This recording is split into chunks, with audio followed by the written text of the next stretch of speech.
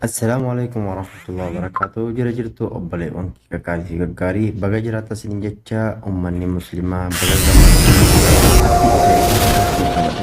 aappii hedduu bu'a qabeessa aappii dirqama aappii kun hajoolleen keenya keessattuu hajoolleen islaamaa argachuun isaan irratti dirqama warroota biyya alaa keessa jiraatanii akkasumas hattaa biyya keessa illee haa ta'u aappiin kun aappii hedduu bu'a qabeessa aappii barnoota quraanaa guddaa irraa argannu jechuudha. Aappiin kun aappii akkam hojjettanii aappii ajaa'ibaa aappii quraana si qaraasisu akka ajaa'ibaatti quraana harfii tokko hurufa tokko dogongorte kan ifirra of duubas deebisu aappii ajaa'ibaati. Aappii kana akkamitti akka fayyadamnu bu'aan isaa maalii ka jedhu walumaan laallaa haga dhumaatti nafaana turaas ni jedha. Warroonni haaraa taatan YouTube channel kiyya dhaqaa subscribe like gochuun na jajjabeessaa isin jedha. Akkasumas karaa TikTokiitiin follow gochuudhaan nafaana turaas ni jedha. Jalqaba aappii kana Play Store keessaa argattanii Play Store keessaa tartiilettanii erga barreessitanii booda bifa kanaan isinii dhufa. Warroonni barreeffatanii buufachuun isin rakkisu telegiraama kiyya jalatti isinii galakkisa achi buufachuu dandeessanii jechaadha. Aappiin jalqaba erga buufattanii booda ulaagaa sin gaafatu qaba. Ulaagaa san guutuun dirqama keessan ta'a jecha. Ulaagaa san erga guuttaniin booda gara itti fayyadamuutti ceetan waan ta'eef erga akkanas isinii dhufeen booda maal gootaniin bakka tana tuutanii get start bakka irratti tuutanii get start irratti erga tuutaniin booda waan ajaa'iba asii isinii fida. Fakkeenyaaf akkuma argaa jirtan kana bakka kanatti suuraa quraanaa isinii fida. Laazima dirqama kana qara'uu qabdanii jecha. Erga kana qaraataniin booda isiniif bana. Yoo isin kana beektanii hin qaraatan gonkumaa asitti mallattoo kanaa isinii baasuu hin danda'u jechaadha. Mallattoo bakka kontaaktii dhufaara isinii baasuu hin danda'u jechaadha. Amma maalin godhaa maayikii kana gubbaa cufa. بسم الله الرحمن الرحيم قل هو الله أحد الله الصمد لم يلد ولم يولد ولم يكن له كفوا أحد. Kunoo ergan qara'een booda kallattii kanaa baasaa koontiniyuun jedha.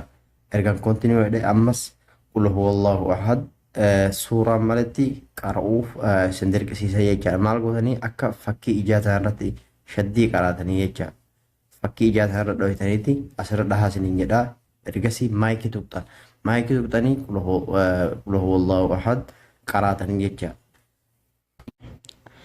بسم الله الرحمن الرحيم قل هو الله أحد الله الصمد لم يلد ولم يولد ولم يكن له كفوا أحد.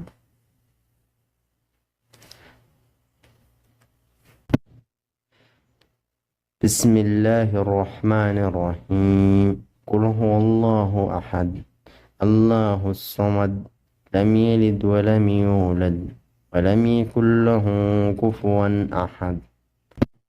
Kun akkuma argaa jirtan san shaddii qara'ee akkasitti tarreessee naa fidee akkan koontinuudha keessa seenuu na gaafate jechaadha. Yoo isin dogongora quraanaa asitti qaraatan gonkumaa waan kana isinii fiduu hin danda'u jechaadha. Amma ergasii maal godha koontiniyuun godha. Ammas koontiniyuun godha. Ammas ergasii kunoo Google yookaan iimeela keenya nuuf fida. Iimeela keenya san eessaa arganna warra jettan iimeela salphumatti namoonni Google hin qabnee fi iimeelaa fayyadamaa hin jiru waan ta'eef Google irratti cuqaastanii asitti kabiraa dhiistanii Google gubbaarra cuqaastanii jechaadha. Ergasii erga Google gubbaarra cuqaastanii iimeela keessa isinii baasa kallattii dhumaanii iimeela keessan irratti cuqaastanii jechaadha. Erga iimeela keenya irratti cuqaasneen booda kallattumaan nu banamaa ergasii maal jennaanii OK jennaanii jechaadha. OK jennaanii ergasii amma kunoo gara hojjaatti nu dabarsee jira jecha kallattiidhumaan dubbii tokko malee. Maal goonaa fakkeenyaaf gubbaa haara tuqxanii warroonni jalqaba yeroo seentanii waan kana isinii fida. Suuratul Faatihaa isinii fida jalqaba irratti jechaadha. Quraana barbaadan qara'uudhaaf gubbaa kanarratti asirra quba keessanii cuqaastanii ergasii quraana tokko juuza tokko haga juuza 30tti isinii fida jechaadha. Akkanatti quraana bakka qara'uu barbaadan irra kaahattanii ergasii erga quraana akkanatti irra kaahattaniin booda wanni isin godhuu qabdan maayikii tana cuqaastan.